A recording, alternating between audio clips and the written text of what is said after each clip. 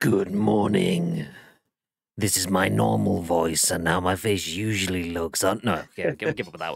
Nobody wants that first thing. How are we all doing? Welcome to twitch.tv/icecreamuploads. And do you know what? I shouldn't have done that because we're actually live before 11. My God, it's actual morning. Not like, oh, yeah, I suppose it counts as the morning because it's before 12, but it's actual morning. Yeah. Nice. You love to see it. If you don't know why we are live right now, it's because it's The Scoop. This is the UK's #1 video game podcast, even if we do say so ourselves. We do go live on Twitch with... Well, this is basically a video game chat. What more do you... Fine, I'll go through the intro. It's okay. My name is Graham. Hey. And I am the yin. I'm wearing the dark side of the Force with my black hoodie, but I've got the Ice Cream Uploads hat. And I'm joined by the yang, the white side of the Force in the white hoodie, Mr. Bib with his Ice Cream Uploads hat. How's things, Bib?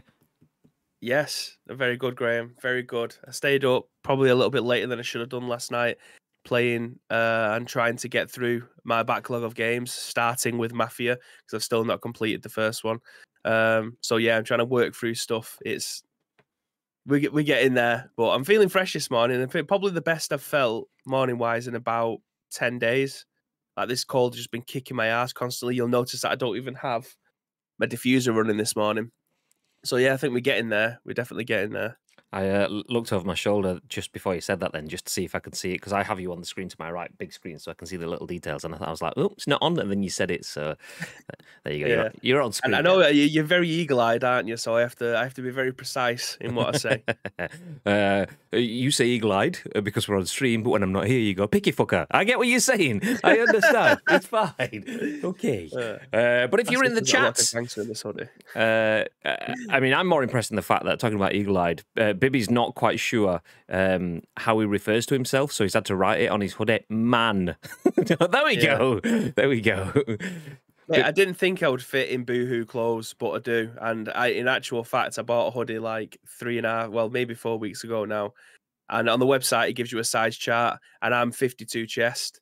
Big boy, you know what I mean? 52 chest. So I bought what they had as 52 chest, which was a disgrace, really, because it was like 5XL. I have never seen 5XL in my fucking life. You'd have to have the front window taken out if I was in a 5XL. It came and it was like a tent. It was fucking massive. Like, it was massive. So that got sent back, and I abruptly went down to 2XL, which is where I'm comfortable. It come through, and now I look like an extinct polar bear, but we're looking good, you know what I mean? I needed some new winter clothes. The irony is, you was like, I didn't want to buy, I didn't think I'd fit into Boohoo clothes, and you bought it, and it's good, so now you're doing anything but Boohoo. Way! On that horrible bombshell. The clothes are super cheap. Like, have you been on Boohoo? It's fucking great. I've never been on it. I used to... I had some link to it somehow. I can't remember it. Like, I'd either not me personally, but like we did some marketing for it. Not Jelly. Me in a former life or something. Can't remember. So I've been aware of it since like early days, and then it's like massive. Yeah. It was just like some like sort of like indie brand. Like ASOS used to be like, it was started out. From, a lot of people don't know that ASOS started out as seen on screen. That's what it stands for. It used to be clothing that you'd see someone in Hollyoaks wear. Oh, I want to buy that top, and that's where it is. But then it turned into a fashion brand. Yeah. And Boohoo was like the smaller version of the new ASOS, but it's big now. There you go. So there you go. Anyway, enough of your fashion clothing history. Spawn. That'd be great. Give us a discount code. Yeah, I mean, feel free, drop the spawn in. We absolutely will not Boohoo at that. Yes, please. We take it the money. We take it the money. But if you don't know what this is, as mentioned, my name is Graham. I'm joined by Baby. This is The Scoop. This is the UK's #1 video game podcast, if we do say so ourselves. And we are here to give you the biggest, the best, and the breaking stories from the world of video games for the next hour-ish. We go live on 10 a.m. On 10 a.m. at 10 a.m. ish on twitch.tv/Uploads. That didn't work. You get what I meant. You get what I'm saying. Anyway, we go through those stories live on Twitch. We then give you our thoughts and impressions. We want your thoughts and impressions, and then we want your thoughts and impressions on our thoughts and impressions. If you're in the chats, please do what Mr. T, what Lake, and what Garlic Clark have already done, and get involved with your words, because we turn this live stream into a podcast, a video that goes on YouTube, and an audio podcast that goes on iTunes, and Spotify, and SoundCloud, and Google Play, all the places where people can watch and listen on demand, but they don't get to get involved in the chat. So you guys that are here on Twitch, that's your job. It's important. We need you to do it. One thing we don't need you to do, though, is sub to the channel. But if you wanted to, then you can do. We would request, though, that if you do sub for your own benefit, don't type it just yet because my chatbot's not open. My PC blue screen this morning. But if one of you in just a few seconds can type ! loot drop in the chat. We've had a lot of new followers, a lot of new subs over the last week in particular. We had like 30 new subs last week because of gifters and stuff in the chat. You guys are ridiculous, by the way. Legends. So if you are a sub to the channel, whether it's gifted or paid for yourself or a prime, make sure that you join our Discord and link your accounts, because one person can bag themselves a prize every month. Subscribers get prizes with our loot drop. ! Loot drop should work if anyone. Oh, Garlic Clark's done it. Nice. So yeah, this month's prize though, it's good that Mr. T's here because it's full on repping Mr. T. This month's prize, as voted by our followers on Twitter, is a copy of NBA 2K22. So if you want to bag yourself a free copy of NBA 2K22, make sure that if you're a sub, you link your accounts in chat. I mean, it's not free because you've got a sub, but if you didn't pay for the sub, then it is free. But it's a free benefit for subs, if you know what I mean. Yeah, nice. We all agreed. Lovely. Before we jump into the stream as well, ! insert coin to shout out the beautiful people at Insert Coin, because I am once again wearing an Insert Coin hoodie. It's kind of part of the course usually for me on stream. So yeah, there you go. I mean, Bibby's full on repping Boohoo Man. He's trying to get us another spawn there, which we're going to appreciate the hustle. We appreciate the hustle. But shout out to !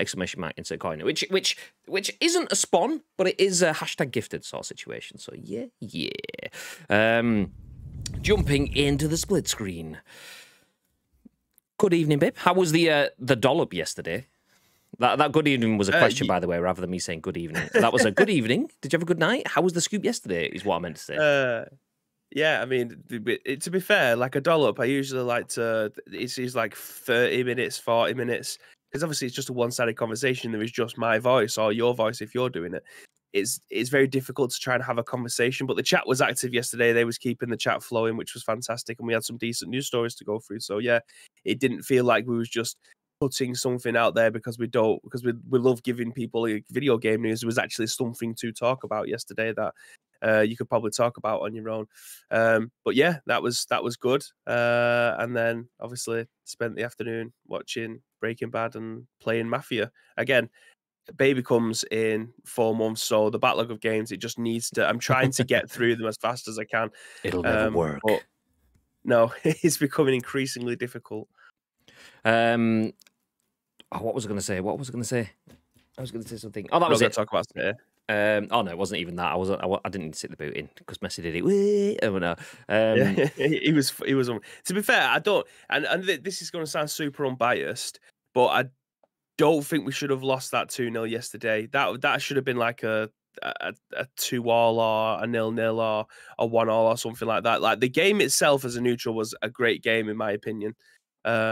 It's just a shame that I think we ended up losing it because I don't think we probably deserved to on the night. But when you have 2 great goals like that, you can't really argue. There wasn't tap-ins. The first one, it fired right into the top corner from like 9 yards out, but no keeper in the world is getting anywhere close to that. And the defenders couldn't even get close to him. And Messi's fucking Messi. If you would have put a bet on yesterday for him to score against us, because he hasn't scored all season, it was obviously going to come in. And what a goal it was as well. So nice in terms of the classic...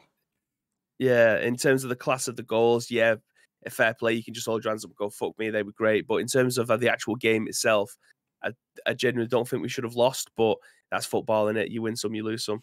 Yeah, I didn't actually see it. I saw Messi's goal. I didn't see the first goal. That was... I can't remember who it was now who scored it. It was Gay, wasn't it? Oh, yeah, like 8 minutes in or something like that. Yeah, it was a great goal. Fantastic goal. Like, genuinely, if the net would have been able to get ripped off, the net would still be flying into orbit. Now, how hard he hit that ball into the top corner was unbelievable, and no one's getting close to it.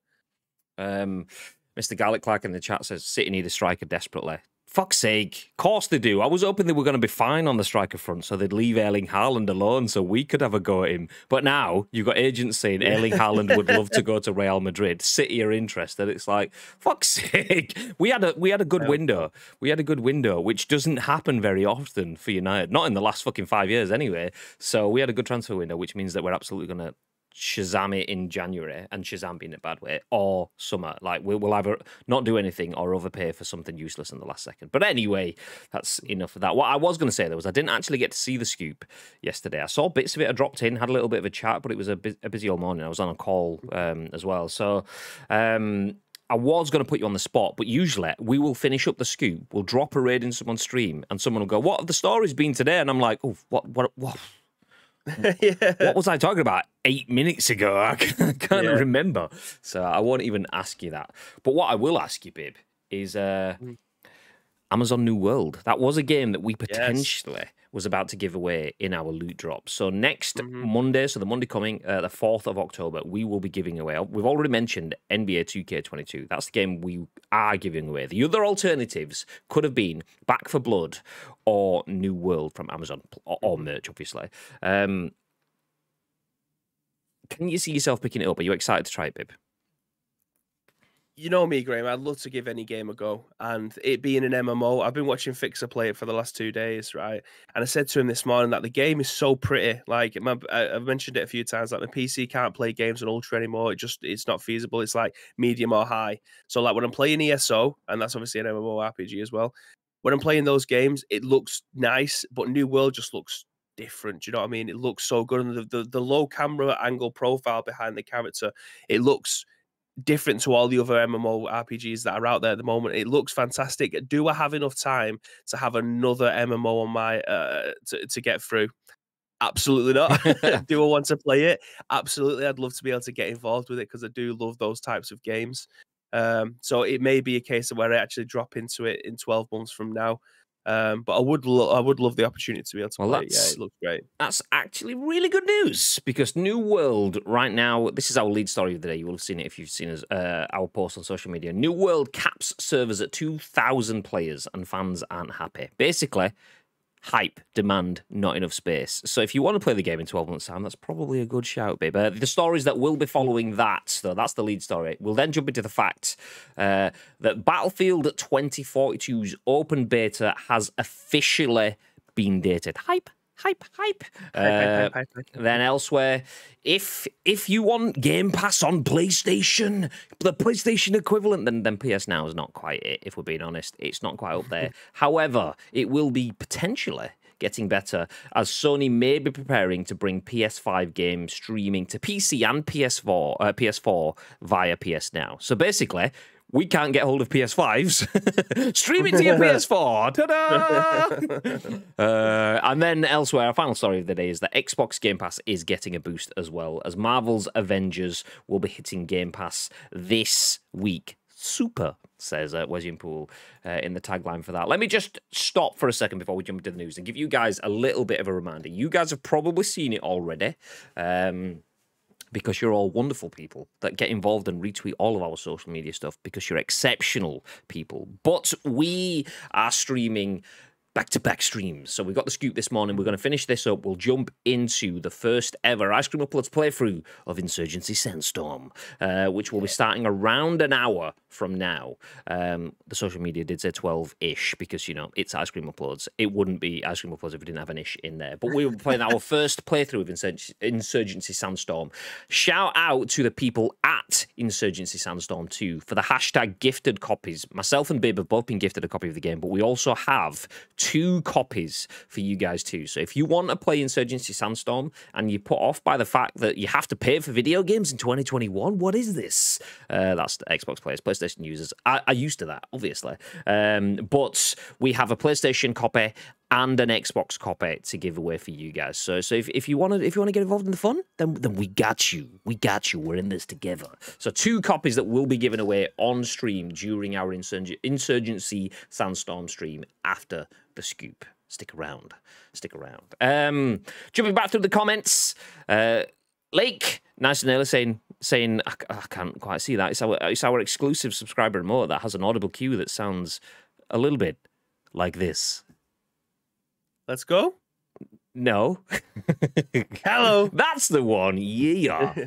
Mr. T says, it actually is 10 a.m.-ish. I know. I know. Imagine. Maybe looking like a gangster in that hoodie. 7 minutes of Alan Wake gameplay looked really good, says Lake. Was that yesterday's news? I've not seen no, this. I didn't actually cover that yesterday, but I mean, as much as I'd love to be able to cover it, it's definitely one of them ones that you'd actually have to sit there and watch in your own leisure. Just provide audio description on the stream. Alan Wake exactly, looks puzzling. Stares out the window, sees trees shaking in the wind. Yeah, no, it's not. It's not. Okay, yeah, nice. I'll check it out. Mr. Garlic Clark, good morning. Mr. T says, "Oh fuck, not Garlic Clark." you two having a lovers tiff in the chat. You just wanted everyone to see that you love each other. We gay, we understand, and we love you too. Garlic Clark says, "Good evening." To which Asim says, "It'll be a good evening tonight if United lose." That's true. We are playing Villarreal. I might be going to the game. I think I'm going to the game. I just haven't got tickets yet. So yeah, I may or may not have a good evening. Either way, pies. Yep. City need a striker desperately. We've covered that a bit as well. Bacon Chin, good morning. Hey. Good news, Mr. Bacon Chin. There you go. Yeah, you're just about to say it. Okay, yeah. Good news, Mr. Bacon Chin. We will be ordering your Ice Cream Uploads jersey for production today. I mean, that means it'll still be a few weeks away. But Ben, aka Westo, his jersey should be arriving with him anytime now. Anytime up until like 4 p.m. this afternoon, his jersey should be arriving. Which means that I won't go into the details, but it's a messy system for ordering. Not for you guys, it is for us. Us ordering from our store account to you is quite difficult. You guys ordering from our merch store is quite simple, but Gamers Apparel, it's a bit difficult us ordering for someone else. So that's why we wait until one's out before the next one, as Gary found out when was it Precision's top turned up under the name of Gary, or Gary's top turned up under the name of Craig, or something like that. Everything was printed fine, but anyway, long story short, we'll get your shirt ordered today, so it should be with you in a few weeks' time. So yes. We will also hopefully have pictures of West's jersey, the Eggman shirt, in Discord today. He said he'll take some pictures when it arrives. He was going to do an unboxing live on stream. He was going to be streaming today, but he's not feeling very well, so we're missing out on that. But we will get pictures. So yay! Tears Bad says, when will I get my free copy of New World? And hi, guys. You will get your free copy of New World when you reverse time, change the loot drop prize to be New World, then forward time to the 4th of October and win the loot drop. That's when you'll get it. So once you've done that, we have got you. If you can't do that, then I Tough titties. Good morning, Tears Bad. How's things, dude? What time is it? Is it like, it must be like late, right, for you? Are you like 12 hours around the clock from us or something like that? Baker Jane says, yes. Mr. T says, it's a messy system, having slide digs at Bib Graham without a yeah, mine had Craig's name on it by my address. Yeah, so the address is fine, the shirt's fine. It just changes the name on the account. So the order is processed, but then the account... So I won't go into details, but our name on the account, say if we set our account up to, hi, Graham. So, hey, Graham, how you doing, Graham? My name, jobs are good.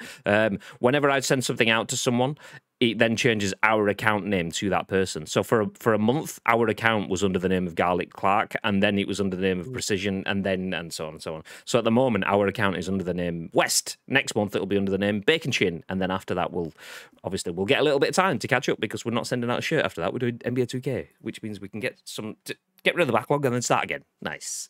7:30. That's not too bad. 7:30 p.m. Appreciate you dropping in your evening, though. Thank you very much. Okay, speaking of New World, let's jump into the actual news. This is the headline story written by ANDREA SHEARON. I'm not sure if we featured ANDREA SHEARON before, at The Gamer.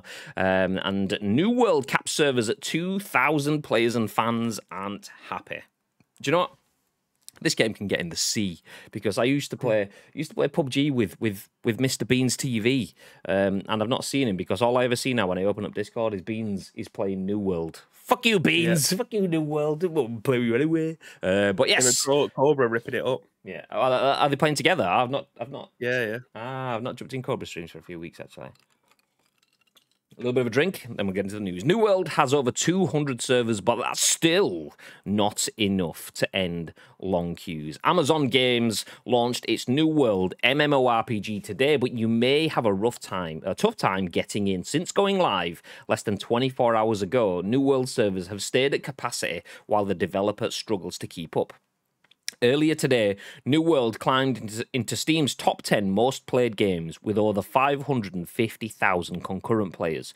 Just hours later, that number is closer to 700,000, according to SteamDB. Amazon Games prepared for launch with over 170 servers, slowly increasing that number throughout the day as demand climbs. The increased infrastructure hasn't seemed to alleviate the issue completely, and players are still reporting long queue times. The server cap of 2,000 players per world has grown a lot of ire in particular, but the New World server cap is hovering at just over 240 with the most recent additions. That still doesn't break the 500,000 mark for player capacity, meaning there's a whole lot of people who can't get in. In Redditor Zweimter's pictured thread, I'm assuming that's how we pronounce it, Zweimter's pictured thread, one average wait time sits at 236 hours. That number should obviously go down as servers are added, but player counts continue to climb. Right now, the MMO's most popular worlds still estimate you could be waiting for hours, and plenty of folks are. Across Twitter, players are reporting situations where they've sat in the queue to get in for hours. Amazon Games has acknowledged its server wars in updates throughout the day, but its most recent blog post noted it would expand the capacity of existing worlds in addition to adding new ones.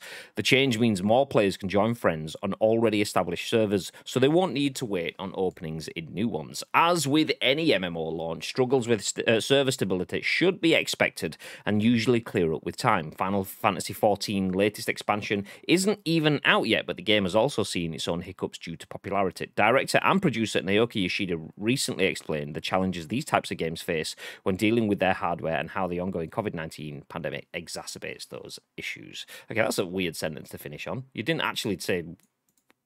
Yeah, okay. Anyway, so, New World. It's a whole new world, and it's pretty problematic from the looks of it. I mean, it's the kind of problem you want to have. Your game is so in demand that players are struggling to get in, which is causing a little bit of unrest. But 2,000 player capacity with however many servers equals 500,000 players potentially able to play, whereas there was more like 700,000 players wanting to play, according to Steam, at any one point in time yesterday. Big problem? Good problem to have? Should this be the kind of thing that people expect? What are your thoughts, Bib? Yeah, I seen a tweet yesterday by Jeff Grubb saying that, and this is like the most accurate tweet I think I've ever seen, but it's like, if Amazon is having problems with their servers for you to try and get on into their games, then there's literally no chance for any other game developer anywhere in the world. If Amazon don't have the facilities to hold that many people and they're having trouble, what makes you think that another game will have an easier chance of doing it? Amazon probably host 99.9% of people's websites nowadays. And if you can't get into that game through their services, then every other game is probably a little bit fucked. But like I said, it's a very, very good problem to have. I did see Cobra playing it yesterday, and I watched him for a bit, and then obviously I've been watching Fixer play it as well. This game, I think this game is going to be very, it's going to be very well received, in my opinion. Anyway, you can usually tell an half decent MMO from maybe the opening 2 or 3 hours of the game, whether or not you're going to have enough to do, whether or not the combat's worthwhile, whether or not you just traveling around. Like at the beginning of MMOs, you're not going to have a mount or anything like that unless there is microtransactions for you to be able to buy one right off of the bat. So traversing through all the different environments, if that's not interesting, then your game isn't going to survive. And from what I've seen so far, it does look like that is the case. So I think this has got every chance to succeed. It's just what's going to happen when the first person in the world reaches level cap. What do they have to do? What's the end game for this? I know this is super early days. It came out yesterday, and that's not a worry that they have to worry about at this moment in time. But in a month's time, people will be hitting that. I mean, people will be doing it in less than a month. But generally, as the server starts to get more full and more people begin to play it and more people start to grind it, in a month's time, that's where you're going to find out whether or not this game is going to keep your attention or not. And again, from what I've seen so far, it looks like it's going to be a very successful MMORPG. So good luck to Amazon. Your first foray into creating video games wasn't very good.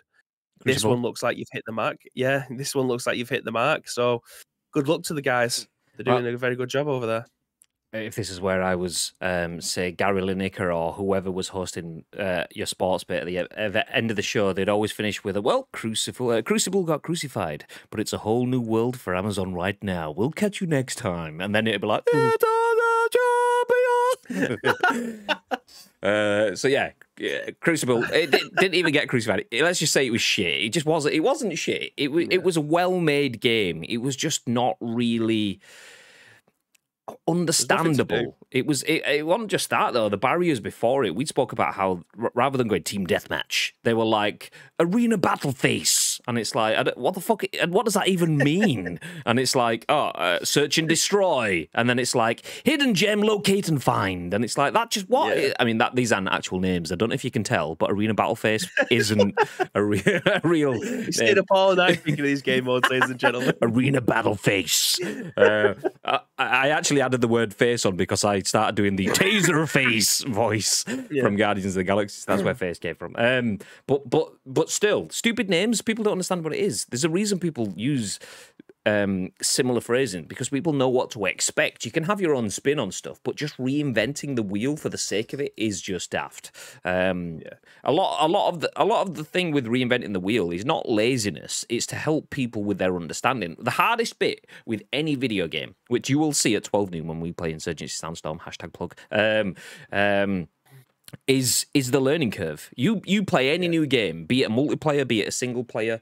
There's that period of like disassociation where you're almost spectating the game that you're playing because you don't know how to do the special moves, you don't know how to reload, you don't know where you should be going next, you know you should be playing the objective, but what is the objective? And there's a little bit of that. So Crucible just kind of butchered it with that. They hid the objective behind their wonderful new phrasing stuff, which is just pointless. They've forgotten all of that, and they've gone more true to the genre with New World, and it's definitely paid off. 700,000 concurrent players. Amazon not having enough server space, as you mentioned from Jeff Grubb, then they've clearly done it right in terms of getting the messaging, getting the placement, getting their access out. I mean, we've seen advertisements on Twitch. We've seen placement with content creators. Crucible didn't have any advertisements on Twitch.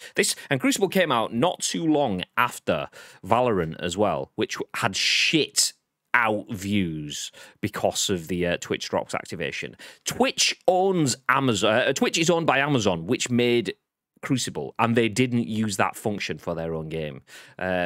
They've not quite. I mean, well, they've not quite done it the same as Valorant did. You had to watch Valorant to get a key to access the beta to play the game. Or did they? Did they do I know they did like skins. So if you watched people playing it, you get the gold rage armor or whatever. Because I have that in my items inventory, in my drops inventory. They didn't do it with the beta though, did they? Like if you watch Ice Cream Plus play New World for an hour, you get access to the beta. They didn't. I think they did do drops. Yeah, I think they did do drops. So yeah, they didn't go as full hog like they did, like Valorant did, but they did use their own functions to publicize the game, and it's worked exceptionally well, as you can see by the numbers. So you like to see it.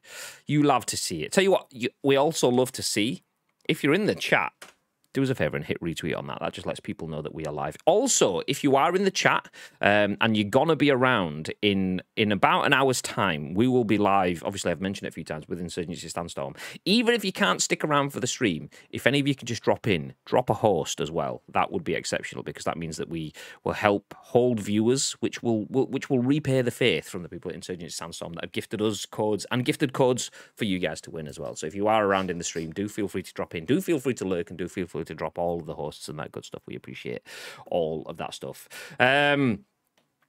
So yes, New World servers.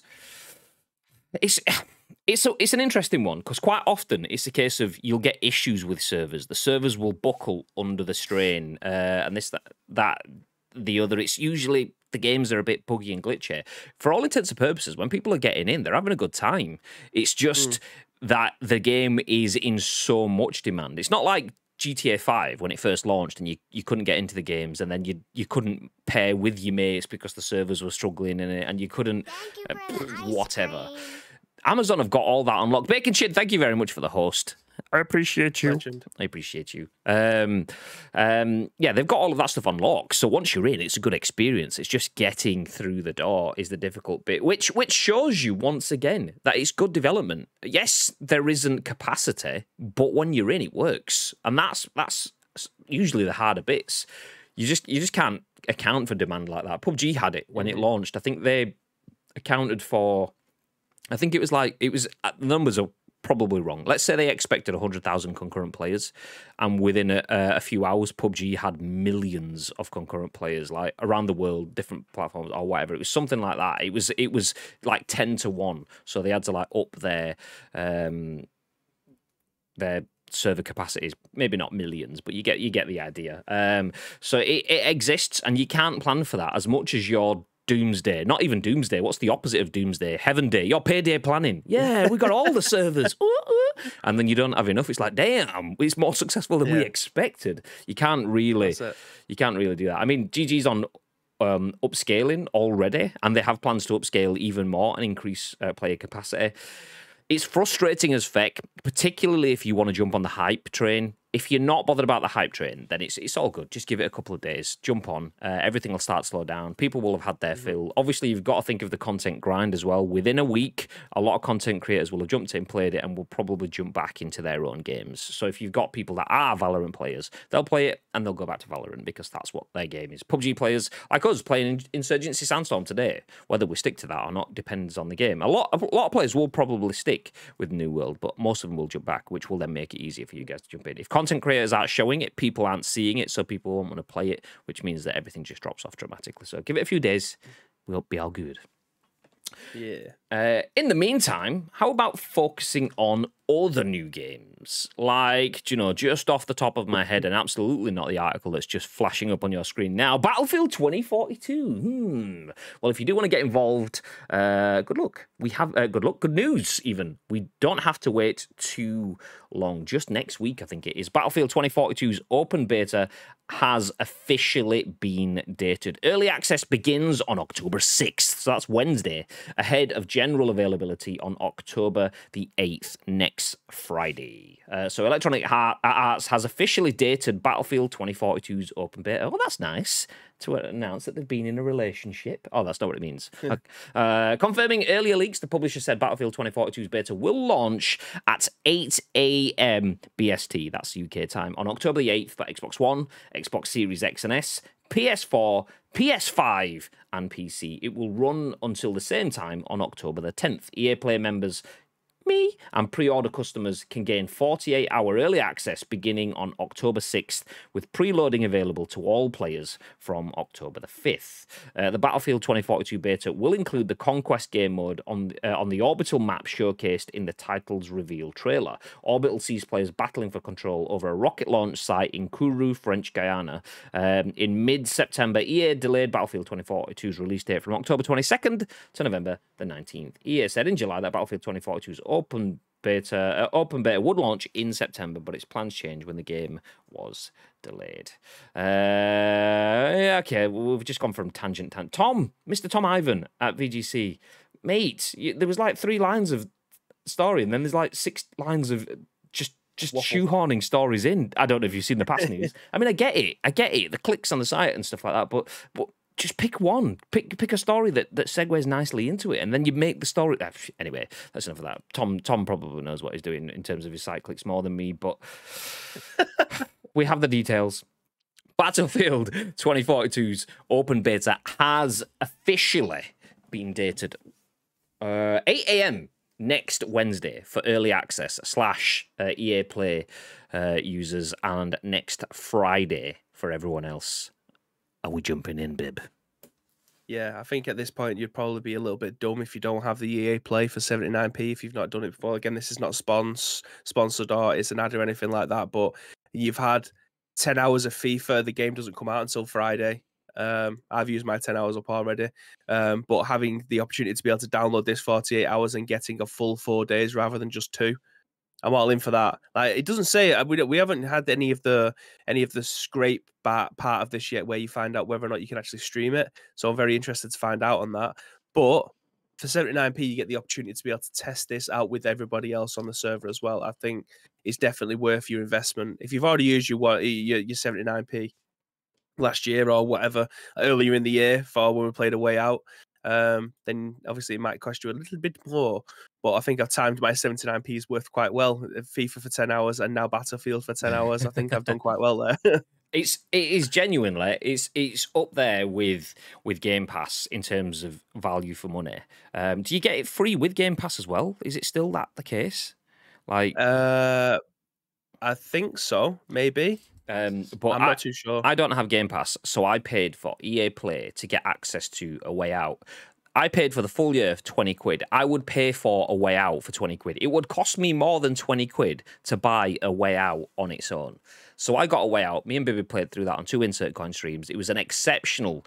show my grandson your Batman, please, mug. He's called you a mug. This Batman mug. This Batman mug. Crime fighter. He just called you a mug. Let's go, big babe. Yeah, while Bibi models that, I will finish. So, yeah, I paid for A Way Out. It cost me 20 quid. But rather than just paying for the game, which would have been 25 quid-ish, I paid for EA Play, which gave me access to that for a full year, which then gives me access to NHLs and FIFAs and so on. Not obviously up-to-date FIFA, but you get access to, I think, up-to-date NHL and up-to-date Madden, maybe. Plus other things like that. The one that has the little yarn characters, I can't remember what that's called, and all sorts of other things as well. Need for Speed Heat and stuff. But getting access to Battlefield within that as well, and obviously FIFA's early access stuff is I didn't know that was coming with it, so that's exceptional. So I would say, still active? What's that?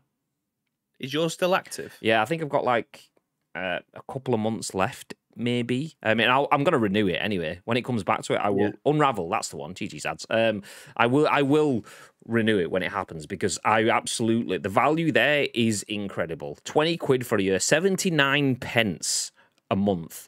Literally, I'll spend 79 pence when I'm at McDonald's. When I'm at McDonald's and I've already got my meal and thought, why not get another burger? It's like yeah, exactly. It's like the Lord of the Rings where he's got the rings. After all, why shouldn't I buy another double cheeser? Yeah, that's the one. Yeah, so 79p. You don't even think about it. Everyone just adds a double cheese because why not? So do you want to add a double cheese or do you want to add like tens, if not hundreds, of exceptional quality games to your library that you can just play when you want, where you want? Yes, please. Like Jedi Fallen Order. Yeah, exactly. I mean, I had a copy of that. I don't know where it is. It might be on a shelf up there somewhere. I know where it is. I know where it is. I do. Again, that is in the backlog for me to get through as well. It's a fucking joke. Have I still got your... Are you even a game if you haven't got a backlog? Have I still got Resident Evil, or did I give you that one back? I don't think I've got it back. Yeah, okay. I don't know where it is. yeah, yours is somewhere on a shelf behind you. It's downstairs in the drawer under the TV. It's fine. I know where it is. It might be a bit dusty, but it's okay. Scrolling back up, where did we get to? Ads says pass. What were we talking about? Pass. Madge, thank you for the lurk, dude. Jack, Lapoo, and Mr. Garlic Clark. I appreciate you all lurking. All lurking. If you're working on a PC and you don't need to shut it down and you need to go away, just leave us open on the screen. It's fine. Just put us on a side monitor. Jobs are good and whatever. It still counts to the channel and it helps with all viewership. So we appreciate you. Ad says pass. What was pass for? Was that for you want to pass on Battlefield? Is that what it was? Because that's when I think that's when the comment came through. You're not interested in Battlefield ads? I think it looks badass. I'm super excited for it.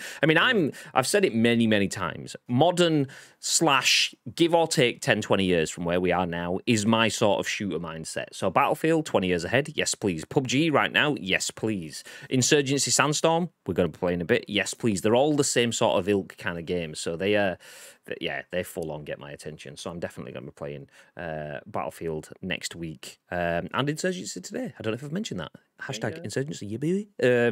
Ad says, I pre-ordered the Ultimate Edition of FIFA and I was wrong. Old gen had changes and it feels good but needs changes still. eFootball soon excited. So how do you mean you was wrong? In terms of it, you were wrong and thought it was going to be crap, or you're wrong and in terms of you feel it's better than it that you expected, even though it could still be better still. Is that what you mean? Ad says, pass on Battlefield 2042. COD/Battlefield got old for me. I used to sweat them a lot. No, I agree. I do agree in that. But I've not played a Battlefield that speaks to me for 5 years. Because Battlefield 5 was what was that, World War II Pacific stuff. Battlefield 1 before that was World War 1 stuff, and you had horses and Messerschmitts and Spitfires, and I've done all of that before. So, and then there's been gap years and whatever. So I've not touched a Battlefield properly in a lifetime. So I'm excited for Battlefield. Call of Duty I've done quite a bit. I mean, go back 5 years. I was balls deep in Modern Warfare Remastered. I've jumped into some Blackout. Me and Bib did some Blackout and Black Ops 4 was that? I did some World War II snooze. I did some a little bit of, well, I've done a lot of Warzone, so I've done a lot of COD. Battlefield it's so old to me now, it's new. So which is kind of what I like. It's that reinvention. It's retro coming back, which is, you know, Ice Cream Uploaders brand styling. So it's on brand for us to play a game that has disappeared. I slated it for FIFA 22. I was harsh. I was wrong. See, ads. See what you've just done there. You're not allowed to do that on the internet. Your opinion is your opinion, and it will be right forever. You're not allowed to change and grow your opinions. You have to double down on your opinions. FIFA is ass, and you were right. EA do only take your money and not care about you as a consumer.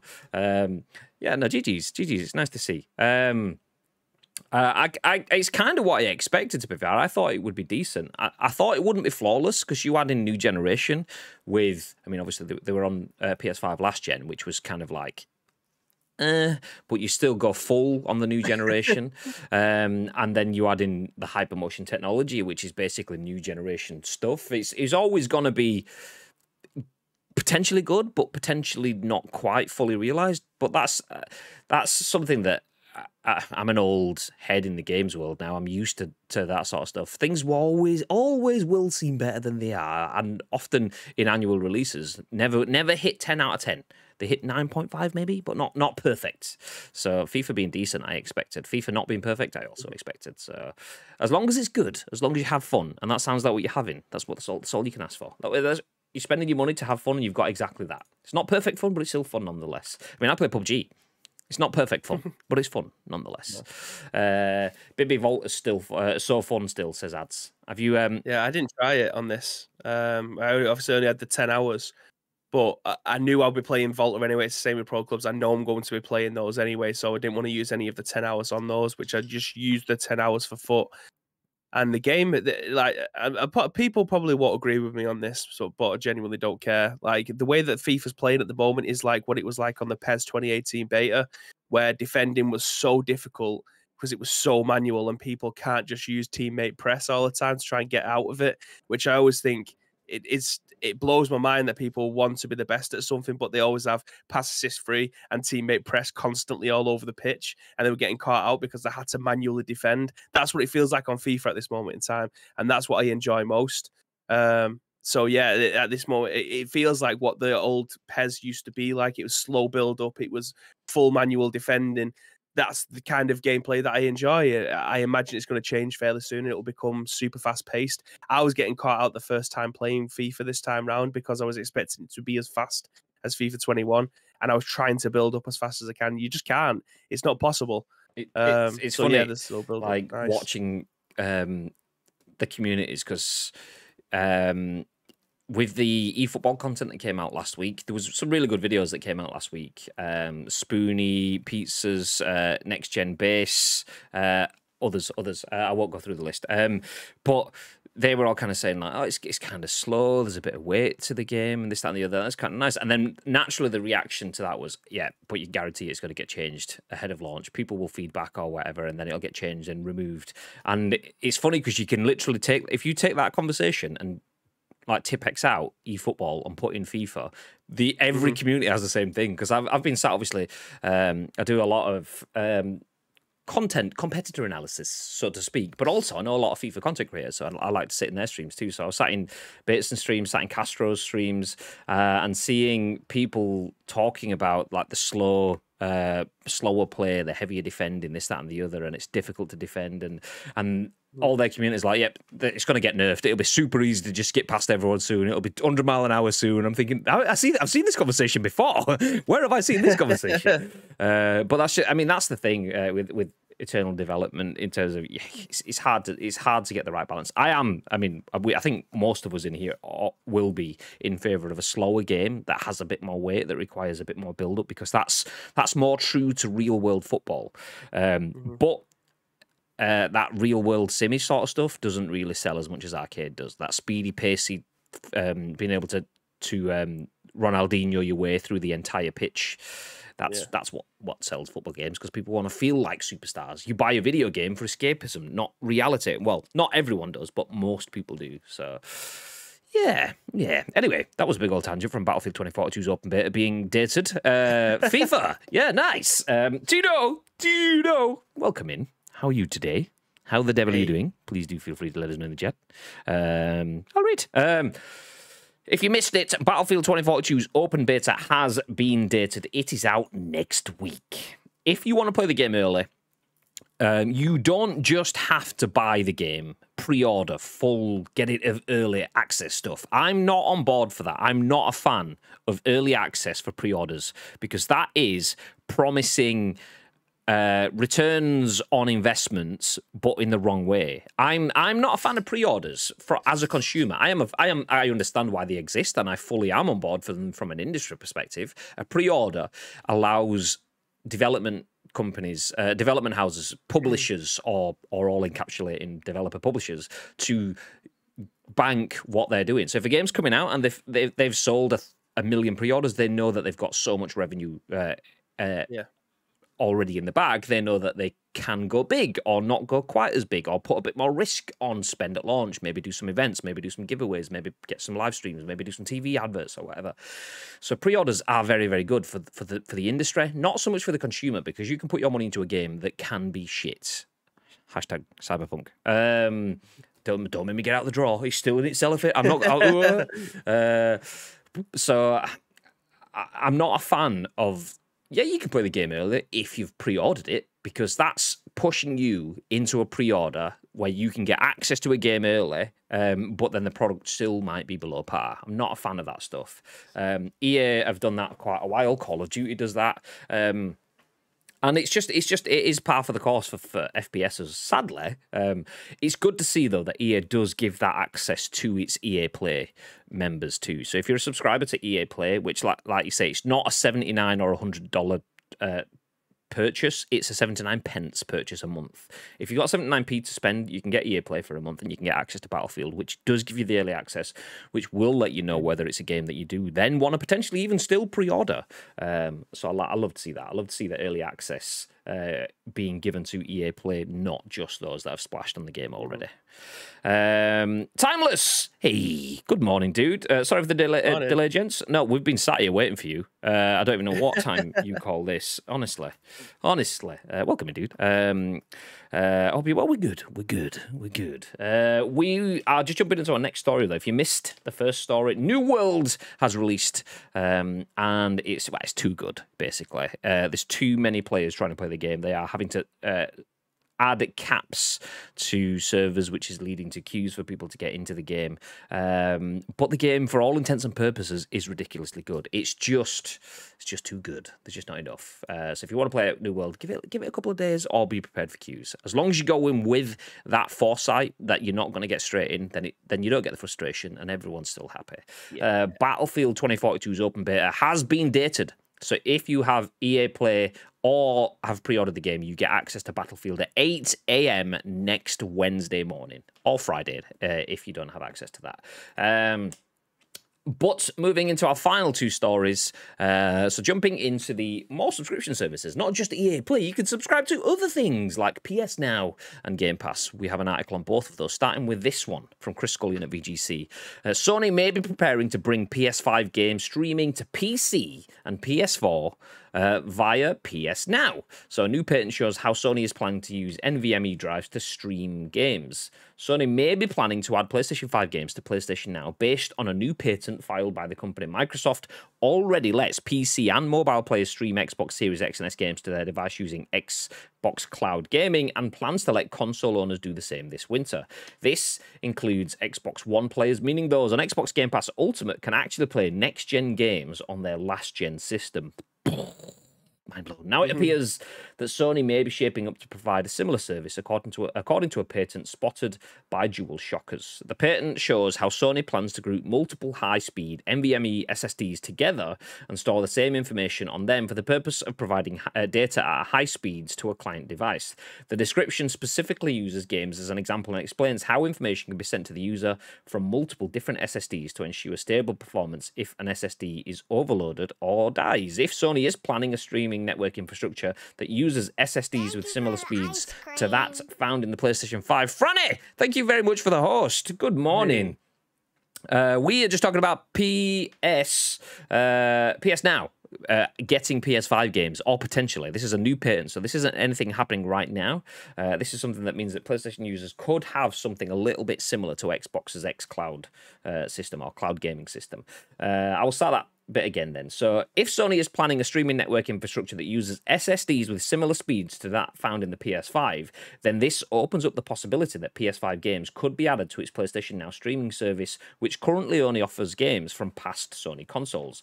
PlayStation Now's software library includes over 700 PS2, PS3, and PS4 games streamable to PS5, PS4, or PC, and over 300 PS4 titles which can be downloaded and played on consoles. Sony slashed PlayStation Now prices in October 2019 in a bid to be more competitive with the rival streaming services. It also began adding blockbuster games each month, which are available for a limited time. PlayStation Now had over 3.2 million subscribers as of April 2021, according to Sony, up from 1 million in October 2019. Despite this, the service continues to lag behind Microsoft Xbox Game Pass Ultimate, which also offers a streaming service on top of its selection of downloadable games. Xbox Game Pass hit over 18 million subscribers at the start of 2021, but Microsoft has not specified how many of these are Xbox Game Pass Ultimate subscriptions. We can stop there. That's enough of the article. So PS Now potentially getting better. Not only over 1,000 games from PS2 to PS4, but also potentially PS5 games coming to the platform soon. What are your thoughts, Bib? Do you think this is required to be the next step for PlayStation? Like, in terms of being able to stream the games, do you think that should be their number one priority? I'm not sure. It's a very difficult question. I know it seems like a charged question, but when you're in a console space and you're fighting for store space or window space or whatever the fuck, do you think that having been able to stream these games is should be their, not their entire focus, but should be their main selling point, like Xbox Game Pass is? When I say I'm not sure, I literally have. There's a phrase that I like to use, and it's shower thoughts. When I'm just in the shower, just thinking of shit, like angles for discussion, topics for conversation. And one of them that I've had today, it's naturally, I've said it a bunch of times already, Insurgency Sandstorm. We're going to be playing that on stream shortly. So I've been thinking about that quite a bit. It's been on my mind. We needed to do social assets. We've been speaking to Insurgency to get copies of the games to give away to you guys. And who can we play with? We tried to play with Vivalanco and maybe Hamish, but they're on Xbox and the crossplay is not going to be in at launch, so we can't do that sort of stuff. And my brain's going through all these things. And one of the things that has been a little bit of an issue, which is part of the reason for why we asked for game codes, is that a lot of the guys around the community have not heard of Insurgency Sandstorm, haven't seen it, and have access to Game Pass. Because obviously we play a lot of PUBG, we know a lot of Xbox players, and Xbox players usually have Game Pass. So when it comes to purchasing a game, Xbox Game Pass, I've seen, has actually been quite prohibitive for developers in that sort of sense. Because, I mean, you'll see it time and time again, a lot of people just don't want to spend 40 quid on a new game. because I've got a similar game. Why would I spend 40 quid on that game when I can get other games for free on Xbox Game Pass? So it's great for the consumer, but it's not necessarily great for developers. And New World Interactive that makes Insurgency, I've had a lot of success on PC, but if I said New World Interactive, you would think I'm talking about the Amazon game that we started the stream with. You wouldn't know what that was, and that's kind of an issue. So it's something that PlayStation, I don't feel, needs, in terms of, they've said that they don't need it. They said that they're going to focus on games. They can't have it as sustainable. It's not sustainable to make a billion-dollar game. I can't remember what the facts were, the numbers were, on a service that will accrue $1 billion every year, but you've got $12 billion games in that year, and it's like, well, you're down 11 billion. Those aren't the numbers, but you get the point. So I don't think it's something they're going to focus on. I think they're going to try and beef up PS Now, but my issue with them beefing up PS Now and things like that is Xbox has backwards compatibility, and it works super well. Xbox has a subscription service that gives access to blockbuster games forever-ish, whereas PlayStation has a backwards compatible catalogue that's not buffer-free. In my experience, PlayStation Now is a bit like, and the blockbuster, download them now for some of the games, so that's a little bit better. Yeah, it mentioned that for the PS4 ones. But I didn't actually try any of the PS2 and PS3 games because they're obviously lighter. They might stream better. I don't know. Yeah, PS Now just does not compare. And the fact that you get the blockbuster games for a month, that you get Halo on launch day and get to keep forever pretty much on Game Pass. Okay, great. I can play Uncharted now for 2 months. Uncharted came out 5 years ago, but yeah, and it just doesn't compare. So I feel like they're trying to beef it out to keep their subscribers there, maybe up that a little bit. They could potentially build on that to make it be a bit more Game Pass-ish. But I've said all along, I don't think Game Pass will remain as it is. It is undoubtedly the best deal in gaming. And I believe that it's the best deal in gaming because I still think, in some essences, maybe not entirely, but it's a loss leader. I don't believe that they are making as much money either for themselves or developer publishers as they could be. And I don't know what the wider implications are on the ecosystem. So I'd never considered the fact that if a game doesn't come to Game Pass, is it doomed? So Insurgency Sandstorm is coming to Xbox, but a lot of Xbox players don't want to spend the money on it because it's not on Game Pass. They're paying for Game Pass. Why would I pay? Essentially. Yeah, essentially. And it makes 100% like sense. You've got bigger, better games on Game Pass. Why would you play this indie game? I mean, it's not a AAA. It's like an A game. It's not AAA, maybe a B. Why would you play this? Why would you play this game when you've got all these AAAs free at your fingertips? It makes sense, but it's difficult. Yeah, it's there's different needs and different necessities, and what we want as gamers is not necessarily what developers need to bring us the experiences that we want going forward. So yeah, nice to see. Do you think they keep in mind this kind of stuff then when they create video games? Like, are they reaching out to Xbox and saying, is this a possibility that we could put this game on your service and you pay us X amount? Because we've seen the numbers that we've seen from the likes of Epic giving away free games, not a service that you're even signing up for. They want to try and take your money elsewhere down the road with coupons. You spend £20, you'll get £10 back or whatever. Like, we have been spoiled in terms of Xbox gamers. If you are an Xbox gamer or you play games on your PC, you are genuinely spoiled. If you've not signed up to this service, then you're doing yourself a disservice. You are getting so much quality for next to nothing. And for a subscription, for a Netflix subscription a month, you are getting more hours of content than you could ever even dream of. So not having games on like this, like you say, especially on Xbox, not having a game like Sandstorm on there, people might not want to pay the £35 for it because that's middle of the road. £35 nowadays is middle of the road. It's not an indie game. It's not a AAA game for £55. It's literally middle of the road. On PlayStation, you're more inclined to pay that because you don't have a fantastic service like Game Pass on there. You have PS Now that don't have AAA games on launch, but you are more inclined to buy it on there because that's what you're inclined. You do that anyway. Like, if you want to play a game, you're gonna have to buy it on that. You can't play them on PlayStation now, so I think it is difficult. And I don't think if PlayStation, I don't even say if you want a PlayStation Complete, they have to do something like Xbox Game Pass because they're doing better.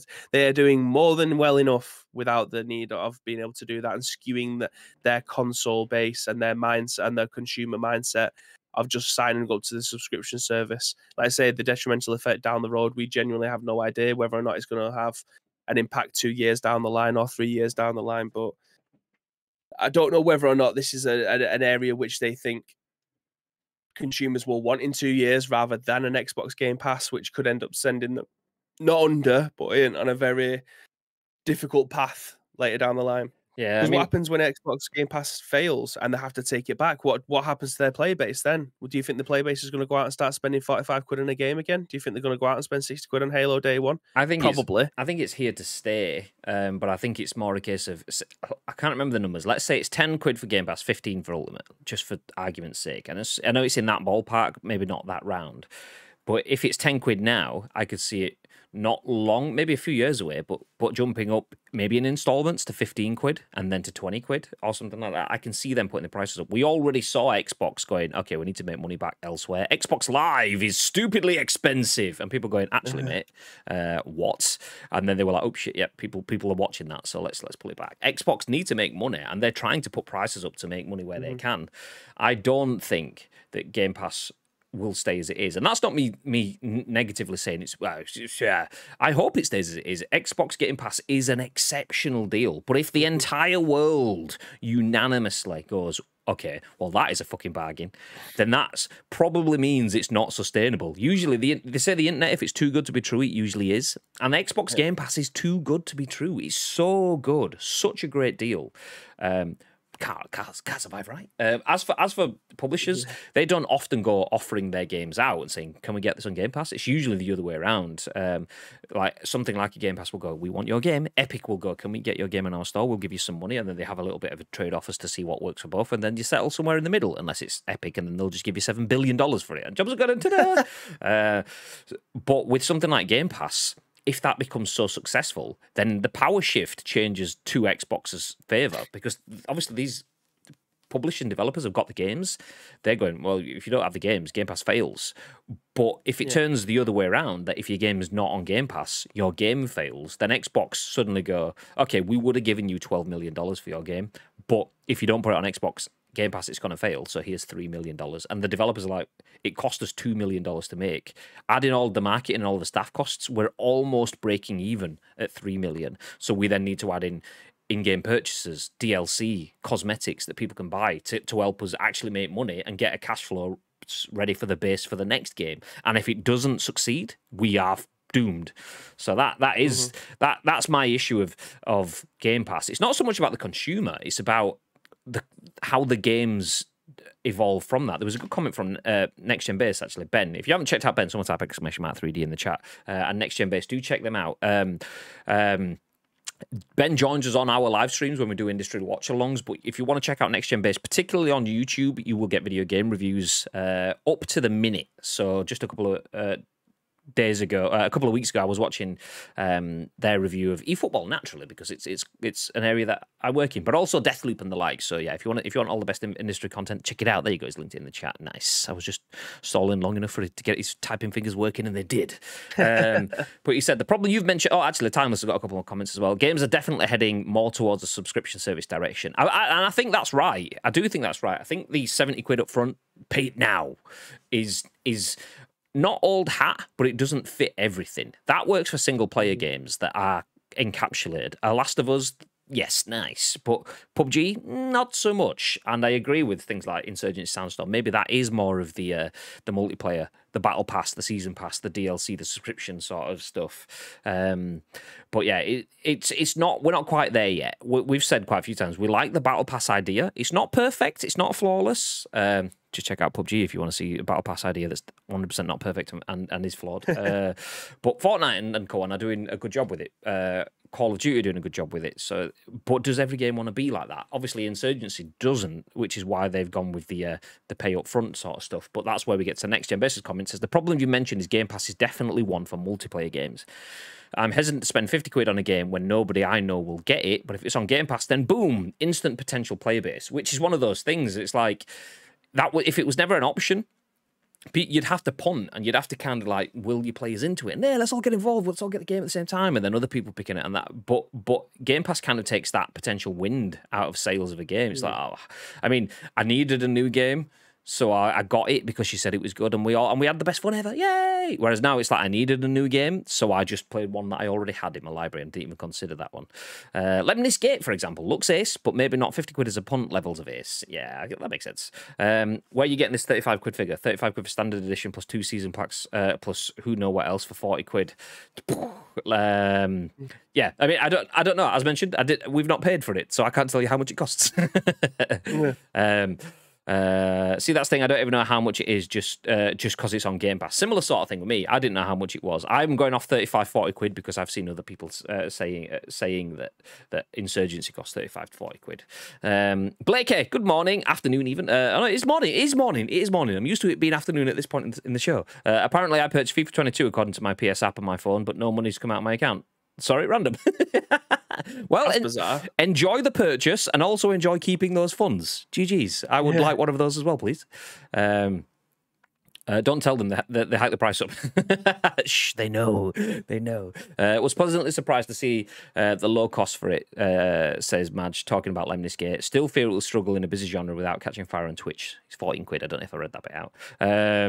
I'm also much more likely to drop some money on DLC for games I get on Game Pass. Maybe not huge amounts, but a fiver or so here or there. I agree. I pay for the PUBG Battle Pass, even though a lot of the time it's shit. And I will put my... I mean, I wear my heart on my sleeve when it comes to PUBG anyway, but the current and the last couple of battle passes have been shit. There's less in it. They used to get 100 levels with two. Used to get, like, Fortnite used to give you the free track and the premium track. They only give you 70 levels now with just the premium track.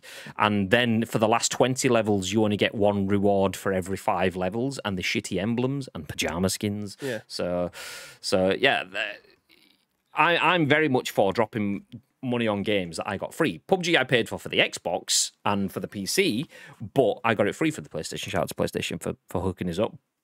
But because I got it free, I thought, oh, well, I'll pay an 8 quid here. I'll get my money's worth out of it. I'll pay another 8 quid there. I'm on board for in-game purchases. And like you say, when something is free, it feels nice. It feels nice. But PUBG isn't free.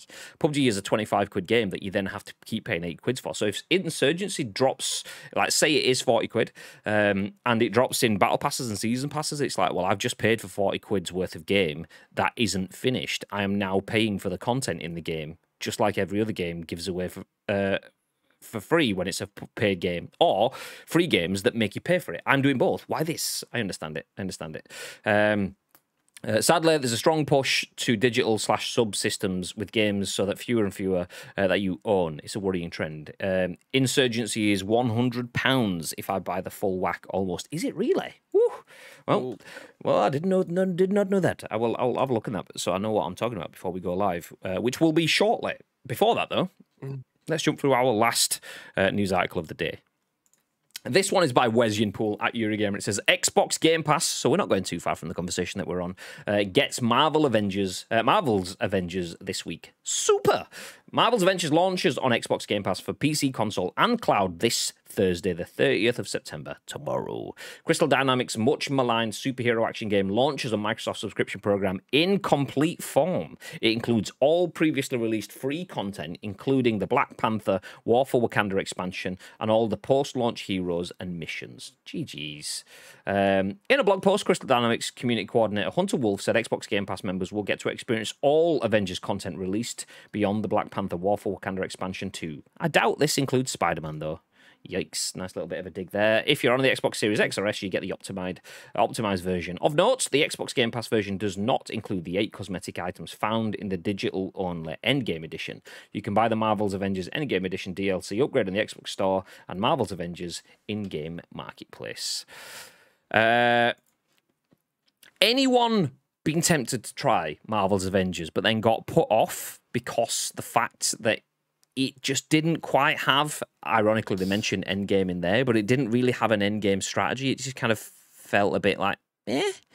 Anyone been put off by that? Does it being free give you the opportunity to jump in. I believe Bibby asked this question. Was it you, or was it on the Ice Cream account on social media, or was it in the Discord? I can't remember. Someone asked this question, and I saw it, and I was like, "Good question. I'm going to use that for the scoop. Make it look like I thought of it. Nice." And then admitted that I didn't think of it, which kind of just ruined my whole plan. God damn it! But anyway, babe, what are your thoughts? Yeah, I mean, will this make anyone who hasn't played it play it? I mean, I'm more inclined now to be able to play it because I can play it because I've got Game Pass. So is this the time for me to be able to jump in? Probably not. And that's not because I've got a big backlog of games. It genuinely just doesn't look like a game that I would probably enjoy. But then again, I like to try every game once and at least give a consumer, rather than taking everybody's word for it or just looking at certain things when people are playing it or watching reviews and taking their advice, doing it myself and then trying to figure out whether or not it's worth it for me. I try to do that with as many games as I can. I do not have infinite funds, even though I've got 3 Lambos. I do not have infinite funds, so being able to not being able to buy every single game that is out there, we don't. I mean, we are blessed in the fact that we do end up getting a lot of games gifted to us to be able to stream, so that's quite nice. But in the grand scheme of things, there is far too many games out there for me to be able to buy and give my impression on directly. So yeah, this game looks okay. Will it entice me now to be able to play it? Maybe. I've got the opportunity to be able to play it now for, I'll say in air quotes, free. So I think I'd be a fool not to at least try it, especially considering how much shit we have been giving this game over the last year or so. I think it might be worth me jumping in and actually finding out for myself. What do you guys think? Oh, let me jump back to the chat. Nope. Wait, what? PUBG is £8 a month? I didn't know that. It's not so much that. It's more like, I think it's about $7.99 for a season pass, which is about. It used to be like 2 or 3 months, and it's now more like 6 weeks or something like that. So yeah, they've made the season passes shorter, kept the price the same, put less content in it, so it's shrinkflation. It's like the Cadbury's cream egg is smaller than it used to be, but the price is the same, so they get more money per inch. That's what PUBG's done with their survivor passes or whatever they call it. Yeah. Timeless says, I went all out on Insurgency, had some spare money on Microsoft account, went all in and got the gold version. Nice. Are you going to be streaming it, Timeless? Do let me know. When crossplay comes in, because that's one of the priorities for the devs, then we'll have to get some games in. Tito says, thanks, Graham. Now I'm crying. No Spider-Man for me. It's all right. You get Wolverine though. Oh wait, no. Okay, well you get Venom in the new Spider-Man 2. No, you don't get that either. God damn it. Ad says pass. Yeah, Ads once again, he's not interested. Next Gen Base says the campaign is stellar. Lake says total pass. Madge says, ooh, Avengers on Game Pass. That's an interesting development. Wonder if it will save the game now that Crystal Dynamics are co-developing that game other day. Well, what game was that? I can't remember. It's completely gone out of my mind now that Crystal they're jumping in and helping with something. Can't remember what it is. Just seen, saw an article on it like yesterday or the day before. What was it, Madge? Asim says campaign was fun. Rest the live service stuff. Nah, yeah, and that's the thing. I mean, I mentioned it before. I've played the game. I've got the game. I've played through like the first hour or 2.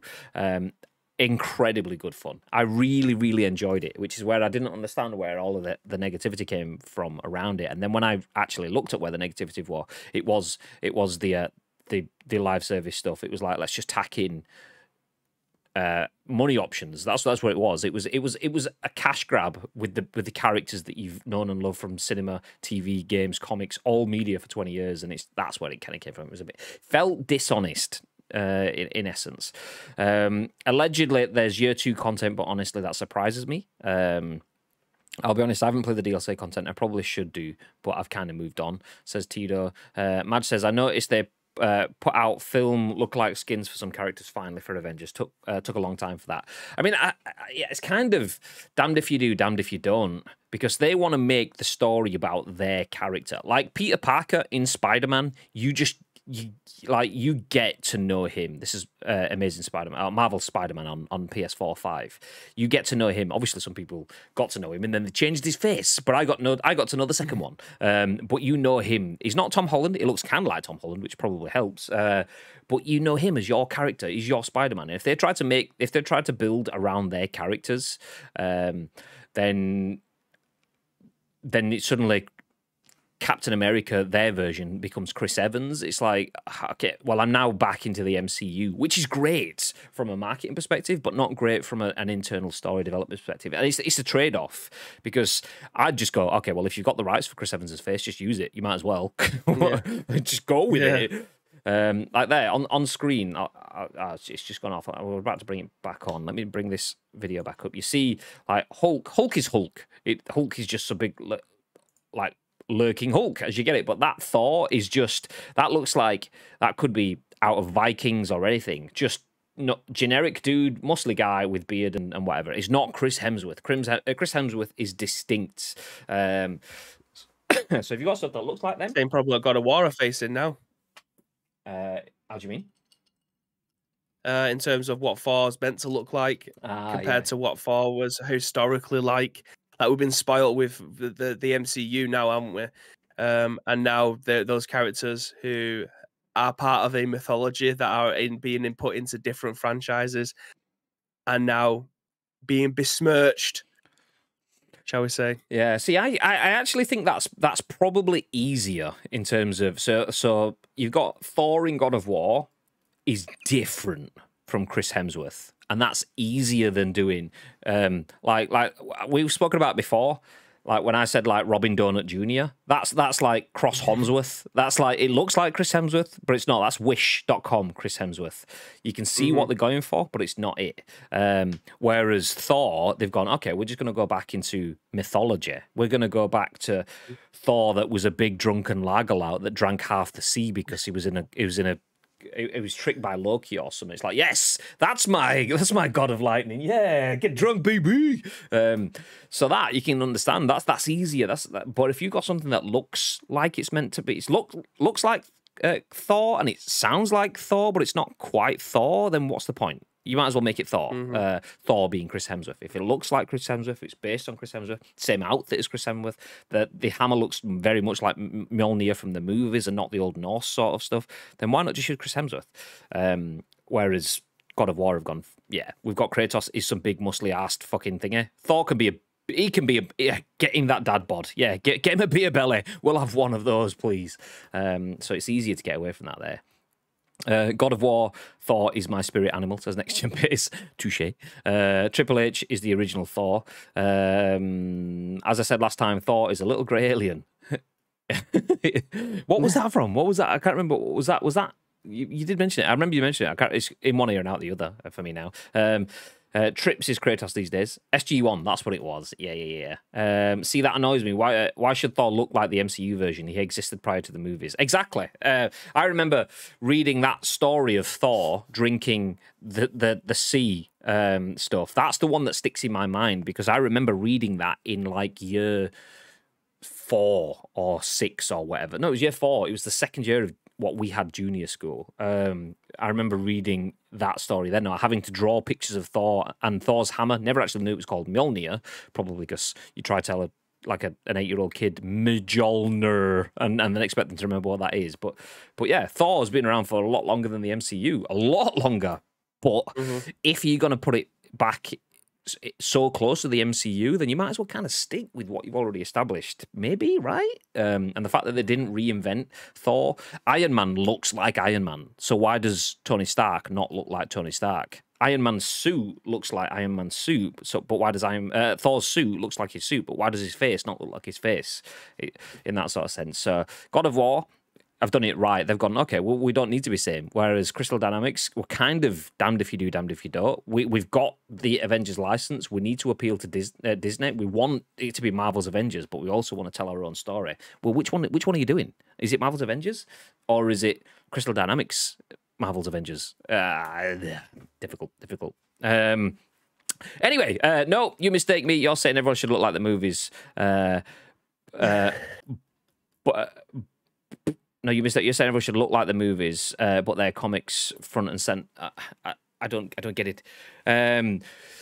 No, I'm saying not everyone should look like the movies. I'm saying if you're trying to emulate the movies, then you should probably look like the movies. But if you're not trying to emulate the movies, then just give it your own take. And Crystal Dynamics are too close to the movies, because that's what it is. It's the MCU cast, it's the MCU logo, but then not MCU characters. Whereas God of War isn't tied to the movies, so they had the freedom of doing whatever they want.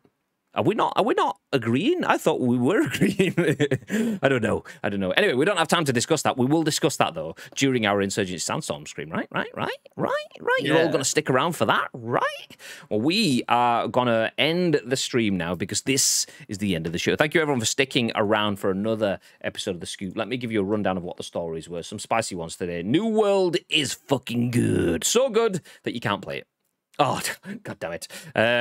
So, yeah, New World is currently capping servers because there are too many people wanting to play the game. The game plays very well, you just struggle to get into it. So make sure you go in with a bit of patience or you could get frustrated. Battlefield 2042's beta has been officially dated. It will be out 8 AM UK time next Wednesday. Sony may be preparing to bring the PS5 games to PC and PS4 via PS Now. So if you've not got a PS5, you might be able to play them on your PS4. Yay! And Xbox Game Pass gets Marvel Avengers this week.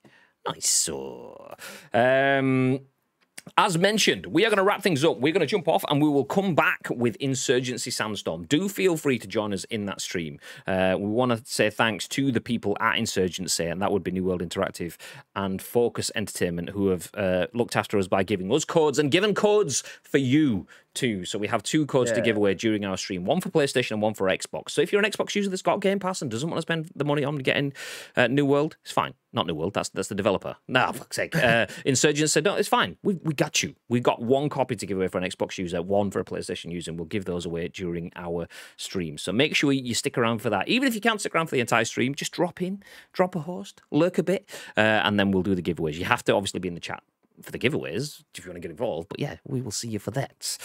Before we drop off and jump back on again, Mr. Bibb, is there anything else you'd like to add? Yes, again, thank you very much to each and every one of you that have joined us for this episode of The Scoop today. That's 3 down. There is still 2 more to go. So if you want to help shape those shows, there is 2 ways that you can do that. First of all, find us on social media. It is at Ice Cream Uploads across all major social media platforms, or get involved with our Discord. If you're watching this in any of our on-demand services, go into the description below. You'll find all the links that you require will be listed there for you. But all we need from you is a URL plus your first impressions. We will then give you our first impressions on those news stories the very next day at 10 AM. Yeah. Isn't that right? I don't know if the mic's duplicating now. I fat-fingered buttons. Hopefully my mic's not echoing. Tisbat says, what about PC? No. It's the console release, so it's been out on PC for ages. So we are playing the game to celebrate the console release. So that's why Xbox and PlayStation. We do play PC games, but just not as often because obviously we have technical setups that are quite complex. So getting all of that running and streaming it and getting a Discord video call and running the PC game all on one PC setup doesn't always go smoothly, so we don't necessarily focus on PC. We do play PC games, and we will try to keep playing PC games for as long as the PCs can handle it, but yeah, that's why. But yeah, do stick around. We're going to wrap things up. We're not going to drop a raid on anyone because we will be back in 10. Maybe not even that. Do you know what? We may not even go offline. So stick around. Don't go anywhere. And actually, we will go offline because then we'll get another go live notification. So yeah, we will see you in about 10 minutes. Get yourself a brew. Come in and play some Insurgency Sandstorm with us. Until then, have a fantastic day. And remember to stay frosty.